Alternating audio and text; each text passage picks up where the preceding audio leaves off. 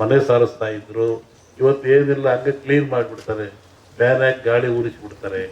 ಇಂಥ ಅವ್ಯವಸ್ಥೆ ಬಂದಿರೋದ್ರಿಂದ ಕ್ರಿಮಿಕೀಟಗಳು ಮನೆಯಲ್ಲಿ ಆವರಿಸಿದು, ಮನಸ್ಸಿನಲ್ಲಿ ಆವರಿಸಿದು, ಶರೀರದಲ್ಲಿ ಸೇರಿದು.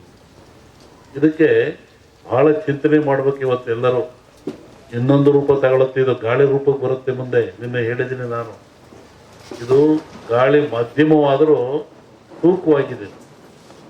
ಮುಂದೆ ಬರುವಂಥದ್ದು ಗಾಳಿ ರೂಪವನ್ನು ತಗೊಳುತ್ತೆ. ಯಾಕೆ ನನ್ನ ಹತ್ರ ಕೇಳಿರಲ್ಲ. ನಿನ್ನೆ ಒಂದು ಖಾಸಗಿ ಕಾರ್ಯಕ್ರಮದಲ್ಲಿ ಬೆಂಗಳೂರಿನಲ್ಲಿ ಸಿದ್ದರಾಮಯ್ಯ ನಾವು ಮಾತಾಡ್ತಾ ಇದ್ವಿ. ಅವ್ರು ಹೇಳಿದರು, ನನಗೂ ಕೊರೋನಾ ಬಂದ್ಬಿಡುತ್ತೆ ಗುರುಗಳೇ, ನಿಮ್ಮ ಟಿ ವಿ ನೋಡಿದೆ ಇನ್ನೂ 3 ವರ್ಷ ಹೋಗಲ್ಲ ಅಂತೀರಾ, ಹೆಂಗೆ ಮಾಡೋಣ ಅಂತ ಹೀಗೆ ತಮಾಷೆ ಮಾಡ್ತಾ ಕೂತಿದ್ವಿ. ಹಾಗೆ ಗಾಳಿ ರೂಪದಲ್ಲಿ ಏನಾಗ್ತದೆ, ಪ್ರೇತ ಬಾಧೆಯಲ್ಲಿ ಯಾಕೆ ಬರ್ತದೆ, ಎಲ್ಲವಕ್ಕೊಂದು ವೈಜ್ಞಾನಿಕ ಉತ್ತರವನ್ನು ಕೊಡಬೇಕು. ಕಂದಾಚಾರ ಉತ್ತರ ಕೊಟ್ಟರೆ ಏನು ಉಪಯೋಗ ಆಗಲ್ಲ. ಈ ನಮ್ಮಲ್ಲಿ ಸತ್ತವ್ರಿಗೆ ಏನು ಮಾಡ್ತೀರಿ, ಸಮಾಧಿ ಅಂತೀರ. ಯಾಕೆ ಸಮಾಧಿ? ಅದಕ್ಕೊಂದು ಧಾರ್ಮಿಕ ಆಚರಣೆ ಎಂದರು. ಇದ್ರ ಉದ್ದೇಶ ಏನು? ಮನುಷ್ಯ ಪ್ರಾಣ ಹೋದ ಮೇಲೆ, ಶರೀರ ಶವ ಆದಮೇಲೆ ಇಲ್ಲಿ ಬರುವಂಥ ಫಂಗಸ್ಗಳು, ಕೀಟಗಳು ಭಾಳ ಅಪಾಯಕಾರಿ. ಪ್ರಾಣಿಗಳ ದೇಹದಿಂದ ಬರುವಂಥ ಕೀಟಗಳಿಂದ ಮನುಷ್ಯನ ಸಿಲುಬರುವಂಥ ಕ್ರಿಮಿಗಳು ಭಾಳ ಅಪಾಯಕಾರಿ. ಅದಕ್ಕೆ ನಮ್ಮವ್ರು ಹಿಂದೆ ಏನಂದ್ರು, ಮುಚ್ಚಪ್ಪ ಸಮಾಧಿ ಮಾಡು ಅಂದರು. ಎಷ್ಟು ಗುಂಡಿ ತೆಗೀರಿ, ಅದ್ರ ಕೆಳಗೆ ಕುಂಡಿಸ್ರಿ, ಆಮೇಲೆ ಬಸರು ಗಟ್ಟಿ ಹಾಕ್ರಿ, ಮುಚ್ಚಿರಿ, ತುಳಿರಿ ಅಂದರು. ಆಮೇಲೆ ಸುಟ್ಟು ಹಾಕ್ರಿ ಅಂದರು, ಸುಟ್ಟು ಬಿಡ್ರಿ ದೇಹನ ಅಂದರು. ಇದು ಧಾರ್ಮಿಕ ಪರಂಪರೆ ಆದರೂ ಒಂದು ಆರೋಗ್ಯದ ಒಂದು ಮೌಲ್ಯವಾಗಿರ್ತಕ್ಕಂಥದ್ದು. ಇವತ್ತು ಮೊನ್ನೆ ಏನು ಮಾಡಿದರು, ಲಕ್ಷಾಂತರ ಜನ ಸಾವು ತಂದರು. ಸಾವು ತಂದು ಗುಂಡಿ ತೆಗೆದ್ರು, ಹೆಸರು ತಗೊಂಡೋಗಿ ಎಲ್ಲ ಎಣ್ಣೆಗಳನ್ನು ಸಾಮೂಹಿಕವಾಗಿ ಗುಂಡಿ ತಿಕ್ಕಿ ಹಾಕಿದ್ರು, ಬೆಂಕಿಗೆ ಹಾಕಿದ್ರು. ಆದರೆ ಅವ್ಯಾವೂ ತನ್ನ ಶರೀರದ ಬ್ಯಾಕ್ಟೀರಿಯಾ ಕಳ್ಕೊಳ್ಳಿಲ್ಲ. ಅವೆಲ್ಲ ಏನಾಗ್ತವೆ, ಭೂಮಿಯ ಗಾಳಿಯ ಸಂಪರ್ಕದಿಂದ ಮೇಲೆ ಬರ್ತದೆ. ಅದು ಆಕಾಶ ತತ್ವ, ಅಲ್ಲಿ ಕಾಸ್ಮಿಕ್ ರೇಸ್ ಅಂತ. ಭೂಮಿಗೂ ಆಕಾಶಕ್ಕೂ ಒಂದು ಮಧ್ಯೆ ಒಂದು ಲೇಯರ್ ಇರ್ತದೆ, ಕಾಸ್ಮಿಕ್ ಲೇಯರ್. ಅಲ್ಲಿ ಎಲ್ಲ ಸಂಗ್ರಹ ಆಗ್ತದೆ. ಹೆಂಗೆ ನೀರು ಮೇಲೋಗಿ ಮೋಡವಾಗಿ ಗಾಳಿಯಿಂದ ಭೂಮಿಗೆ ಬರ್ತದೆ, ಹಾಗೆ ಒತ್ತಡ ಬಂದಾಗ ಅವು ಕೆಳಗೆ ಬರ್ತದೆ. ಅವು ನಿರ್ವಾತ ಪ್ರದೇಶ ಉತ್ಪತ್ತಿ ಆಗ್ತದೆ. ಅವಾಗ ಮನುಷ್ಯನ ಮೇಲೆ ಅಟ್ಯಾಕ್ ಆಗ್ತವೆ, ಅವಾಗ ಮನುಷ್ಯ ಸಾಯ್ತಾನೆ. ಇದನ್ನು ನಾವೇ ಇಂದು ಇದೆ. ಇದು ರಾವ್ ಹೊಡಿತು ಅಂದರು, ನೆಲಪಟ್ಟು ಹೊಡಿತು ಅಂದರು. ಇದೆಲ್ಲ ಅಂತಹ ಕ್ರಿಯೆ ಬರ್ತವೆ. ಅದಕ್ಕೆ ಎಚ್ಚರವಾಗಿರ್ರಿ, ಭಾಳ ಮುಖ್ಯವಾಗಿರಬೇಕು ಅಂತ. ಇನ್ನೂ ಅನೇಕ ಕ್ರಿಯೆ ತಗೊಂಡ್ರೆ ಎದರ ಅವಶ್ಯಕತೆ ಇಲ್ಲ. ಇದು ಪ್ರಾಣ ಕಳೆಯುವಂಥ ಕಾಯಿಲೆ ಅಲ್ಲ. ಮನುಷ್ಯ ಭೀತಿಗೊಳಪಟ್ಟು ಹೆದರಿ ಸಾವಿಗೊಳಪಡ್ತಾ ಇದ್ದಾನೆ. ಅದಕ್ಕೆ ಸಾಯ್ತಕ್ಕಂಥ ಎದುರಿಸಿಲ್ಲ. ಅದಕ್ಕೆ ತಕ್ಕನಾದ ಮೆಡಿಸಿನ್ಗಳು ಅಥವಾ ಸ್ವಚ್ಛತೆ ಕಾಪಾಡ್ಕೊಳ್ಳಿ, ಭಾಳ ಮುಖ್ಯವಾಗಿರ್ತಕ್ಕಂಥ. ಈ ಧಾರ್ಮಿಕ ಆಚರಣೆಗಳು ನೀವು ಒಬ್ಬರನ್ನೊಬ್ಬರು ಕಂಡ್ರೆ ಏನಂತೀರಾ, ಆರೋಗ್ಯವಾಗಿದ್ದೀರಾ ಅಂತ. ನೀವು ಕಾಗದ ಹಂಗಂತ ಬರೀತೀರ, ನಾವು ಆರೋಗ್ಯ, ನಿಮ್ಮ ಆರೋಗ್ಯ. ಏನು ಆರೋಗ್ಯ ಅಂದರೆ ಏನು? ದೇಹದ ಆರೋಗ್ಯವೇ, ಮನಸ್ಸಿನ ಆರೋಗ್ಯವೇ? ಏನು ಆರೋಗ್ಯ? ನೋಡ್ರಿ, ನಮ್ಮ ಜನ ಎಷ್ಟು ಬುದ್ಧಿವಂತರು. ಸನಾತನ ಕಾಲದ ಸಹಿತ ಒಂದು ಆರೋಗ್ಯವಾಗಿದ್ದೀರಾ, ಶರಣು ನಮಸ್ಕಾರ, ಆರೋಗ್ಯವಾಗಿದ್ದೀರಾ ಅಂತ. ಯಾವುದು ಆರೋಗ್ಯ? 6 ಯೋಗ್ಯವಾಗಿದ್ದಾವ. 6 ಯಾವುವು? ಮನುಷ್ಯರ್ತಕ್ಕಂಥ 6 ಯೋಗ್ಯವಾಗಿದ್ದಾವು. ಚೆನ್ನಾಗಿಟ್ಕೊಂಡು ಚೆನ್ನಾಗಿರ್ತೀರ ಅಂತ. ಕಾಮ, ಕ್ರೋಧ, ಮೋಹ, ಮದ, ಮತ್ಸರ, ಲೋಭ. ಕಾಮಕ್ಕೊಳಗಾಗಬಾರದು, ಮತ್ಸರಕ್ಕೊಳಗಾಗಬಾರದು, ಲೋಭಕ್ಕೊಳಗಾಗಬಾರದು, ಕ್ರೋಧಕ್ಕೊಳಗಾಗಬಾರದು, ಆಶೆಗೆ ಒಳಗಾಗಬಾರದು. ಈ 6 ಚೆನ್ನಾಗಿಟ್ಕೊಳ್ಳಿ. ಅದಕ್ಕೆ ಆರೋಗ್ಯವಾಗಿದ್ದೀರಾ.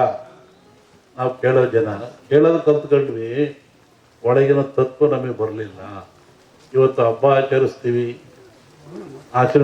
ಸಮಾರಂಭಗಳನ್ನು ಮಾಡ್ತೀವಿ, ಕಾರ್ಯಕ್ರಮ ಮಾಡ್ತೀವಿ ಅಂದರೆ ಅದರ ಮೂಲ ಉದ್ದೇಶ ನಾವು ತಿಳ್ಕೊತಾ ಇಲ್ಲ. ಆ ಮೂಲ ಉದ್ದೇಶ ಏನು ಅಂದರೆ ಮನುಷ್ಯನಿಗೆ ಆರೋಗ್ಯದಾಯಕವಾಗಿರಬೇಕು, ಖುಷಿ ಇರಬೇಕು, ನೆಮ್ಮದಿ ಇರಬೇಕು ಅಂತ. ಹಿಂದಿನ ಕಾಲದಲ್ಲಿ ಒಂದು ಧರ್ಮ ಆಚರಣೆ ಇತ್ತು. ಗುರುಗಳು ಭಕ್ತನ ಉದ್ಧಾರಕ್ಕಾಗಿ ಸಮಾಜದ ಶ್ರೇಯಸ್ಸಿಗಾಗಿ ತಾನೇ ನೋವು ತಗೊಳ್ತಾ ಇದ್ದ. ಹೇಗೆ ನೋಡಿ, ಈ ಭಾಗದಲ್ಲಿ ಕಮ್ಮಿ. ಅದು ಉತ್ತರ ಕರ್ನಾಟಕ ಹೋದ್ರೆ ಜಂಗಿನವ್ರು ಕುಂತ ಇದ್ರು. ಒಬ್ಬ ಕಾಲಿಗೆ ಜಂಗ್ ಕೊಟ್ಕೊಳ್ಳೋದು, ಮನೆಗೆ ಬರೋದು. ಬೆಳಿಗ್ಗೆ 6 ಗಂಟೆ ಹೊತ್ತಿಗೆ ಬರ್ತಾ ಇದ್ದ. ಅಲ್ಲಿ ಬಂದು ಜಂಗ್ ಶಬ್ದ ಮಾಡೋವನು, ಅವು ಒಳಗೆ ಹೋಗೋವನು ನೋಡ್ತಾ ಇದ್ದ. ಏನು ಇವರು ಬಾಗಿಲು ಸಾರಿಸಿದಾರೋ ಇಲ್ವೋ, ಇವರು ಸ್ನಾನ ಮಾಡಿದಾರೋ ಇಲ್ವೋ, ಇವರು ಬೇಗ ಎದ್ದಿರೋ ಇಲ್ವೋ, ಇವ್ರ ಮನೆಯಲ್ಲಿ ಸ್ವಚ್ಛತೆ ಇದೆ ಇಲ್ವೋ ನೋಡುವಂತ. ಅವನಿಗೇನು ಅಲ್ಲಿ ಹಿಟ್ಟಿಡ್ತಾ ಇದ್ರು, ಜೋಳದ ಹಿಟ್ಟು. ಒಂದೇ ಇಡಿ ಹಿಟ್ಟು ತಗೊಳ್ಳೋದು, ಜಾಸ್ತಿ ತಗೊಳಂಗಿಲ್ಲ. ಕಾಯಿಕ ದಾಸೋಗ ಅಂತ ಒಂದಿಡಿ ಜೋಳದ ಹಿಟ್ಟು ತಗೊಳ್ಳೋದು, ಜೋಳಿಗೆ ಹಾಕಿರೋದು. ಈಗ ಎಲ್ಲಾರ ಮನೆಗೂ ಹೋಗ್ತಾ ಇದ್ದ ಅವನು. ಎಲ್ಲರ ಮನೆಗೂ, ಯಾರ ಮನೆಗೆ ಎದ್ದಿಲ್ಲ ಹೇಳೋನು, ಎದಲ್ರಿ, ಸ್ನಾನ ಮಾಡ್ರಿ, ಬಾಗಿಲು ಸಾರಿಸ್ರಿ, ಅಡುಗೆ ಮನೆ ಸ್ವಚ್ಛರಿ, ಪಾತ್ರೆ ಬೆಳೆದ್ರಿ, ಮಕ್ಕಳಿಗೆ ಸ್ನಾನ ಮಾಡಿಸ್ರಿ ಹೇಳ್ತಾ ಇದ್ರು. ಅವರು ಮಾಡಲಿಲ್ಲ, ಕೆಲವರು ಬಿಟ್ಟು. ಅದಕ್ಕೆ ಏನು ಮಾಡ್ತಾ ಇದ್ರು, ಅಲ್ಲೊಬ್ಬ ಮಠಸ್ಥರು, ಸ್ವಾಮಿಗಳು, ಮಠ ಅಂತಿರ್ತಾ ಇದ್ರು. ಅವ್ರಿಗೆ ಹೇಳ್ತಾ ಇದ್ರು, ನೋಡಿ ಇಂಥವ್ರ ಮನೆಗೆ ಹೋಗಿದ್ದೆ, ಅವ್ರು ಎದ್ದಿಲ್ಲ, ಬಾಗಿಲು ಸಾರಿಸಿಲ್ಲ, ಸ್ನಾನ ಮಾಡಿಲ್ಲ. ಅವಾಗ ಅವರೇನು ಮಾಡಿರೋರು, ಶಸ್ತ್ರಪವಾಡ ಅಂತ ಕಳ್ಸರು, ಮುಳ್ಳಾವಿಗೆ. ಇವತ್ತು ಅವೆಲ್ಲ ಒಂದು ಆಡಂಬರದ ವಸ್ತುವಾಗಿಬಿಟ್ಟಿದ್ದಾವೆ. ಒಬ್ಬ ಬರೋನು, ಗಂಟೆ ಅಲ್ಲಾಡಿಸೋನು, ಮನೆ ಮುಂದೆ ಮುಳ್ಳಾವಿಗೆ ಮೇಲೆ ನಿಂತ್ಕೊಳ್ಳೋನು. ಮುಳ್ಳಾವಿಗೆ ಮೇಲೆ ನಿಂತ್ಕೊಂಡ್ರೆ ನೋವು ಯಾರಿಗೆ? ನಿಂತವನಿಗೆ. ಗಂಟೆ ಅಲ್ಲಾಡಿಸ್ ಜನವೆಲ್ಲ ನೋಡ್ತಾ ಇದ್ರು. ಯಾಕೆ ನಿಂತ್ಕೊಂಡಿದ್ದೀರಿ ಸ್ವಾಮಿ, ಏನು ಕೆಲಸ? ನೋಡಿ, ಇವ್ರು ಬೆಳಿಗ್ಗೆ ಬೇಗ ಹೇಳ್ತಾ ಇಲ್ವಂತೆ, ಇವರು ಸ್ನಾನ ಮಾಡಲ್ವಂತೆ, ಇವ್ರ ಮಕ್ಳಿಗೆ ಸ್ನಾನ ಮಾಡಿಸಲ್ವಂತೆ, ಎದ್ದುಗಳು ಹಂಗೆ ಕಾಫಿ ಕುಡಿತಾರಂತೆ, ಯಾವುದೋ ಆಚರಣೆ ಇಲ್ವಂತೆ.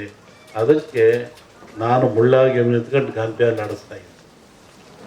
ಒಬ್ಬ ಭಕ್ತನ ಉದ್ಧಾರಕ್ಕಾಗಿ ಒಂದು ಸಮಾಜದ ಏಳಿಗೆ ಎಂಥ ವ್ಯವಸ್ಥೆ ಇಟ್ಟಿತ್ತು ಸಮಾಜ ಹಿಂದೆ. ಒಬ್ಬ ಗುರು ಬಂದು ನೋವು ತಗೊಳ್ತಾ ಇದ್ದ. ಅವಾಗ ಅವನು ಬಂದು, ಇಲ್ಲ ಸ್ವಾಮಿ, ಇನ್ಮೇಲೆ ಹಂಗೆ ಮಾಡಲ್ಲ ನಾನು ಅಂತೇಳಿ ಅವ್ರಿಗೆ ನಮಸ್ಕಾರ ಮಾಡಿ 4 ಕಾಣಿ ಕೊಡ್ತಾ ಇದ್ದ. ನೋಡಿ, ಕಾಯಕ ಸಿಕ್ಕಾಪಟ್ಟ ದುಡ್ಡು ತಗೊಳಂಗಿಲ್ಲ. ಒಂದಿಡಿ ಹಿಟ್ಟು ಅವಂದು, 4 ಕಾಣಿ ಇವನಷ್ಟೇ ಇಳಿದು ಹೋಗ್ತಾ ಇತ್ತು. ಅದಕ್ಕೂ ಮೀರ್ತಿದ್ರು ಕೆಲವರು. ಆವಾಗ ಅವ್ರಿಗೆ ಶಸ್ತ್ರಪವಾಡ ಮತ್ತೊಬ್ಬರನು ಅವನ ಮನೆ ಮುಂದೆ ಬಂದು ಮುಳ್ಳಾವಿಗೆ ಮೆಟ್ಕೊಂಡು ಈ ಬಾಯಿಗೆ ಉದ್ದಕ್ಕೆ ಈ ಬಾಣದಂಗೆ ಇರುತ್ತಲ್ಲ ಶೂಲ, ಅದು ಚುಚ್ಕೊಂಡ್ಬಿಡ್ತಿದ್ದ. ರಕ್ತ ಬೀಳ್ತಾ ಇತ್ತು. ಮತ್ತೆ ಗಂಟೆ ಅಲ್ಲಾಡಿಸೋನು. ಎಲ್ಲ ಜನ ಸೇರೋರು, ಯಾಕೆ ಇವನು 5ನರಿಗೂ ಬೆಲೆ ಕೊಡಲ್ವಂತೆ, ಆ ಪೂಜೆನೂ ಮಾಡಿಲ್ವಂತೆ, ನೋಡಪ್ಪ ಇವನು ಅಂತ. ಹಂಗೆ ನೀನ್ಯಾಕೆ ನೋವು ತಗೊಳ್ತೀಯ? ಅವರ ಉದ್ಧಾರಕ್ಕಾಗಿ. ಇವು ಮಠಗಳು, ಮಾನ್ಯಗಳು, ಹಿರಿಯರು ಒಂದು ಸಮಾಜವನ್ನು ಸಿದ್ಧುವಂತ ಸಂಕೇತ.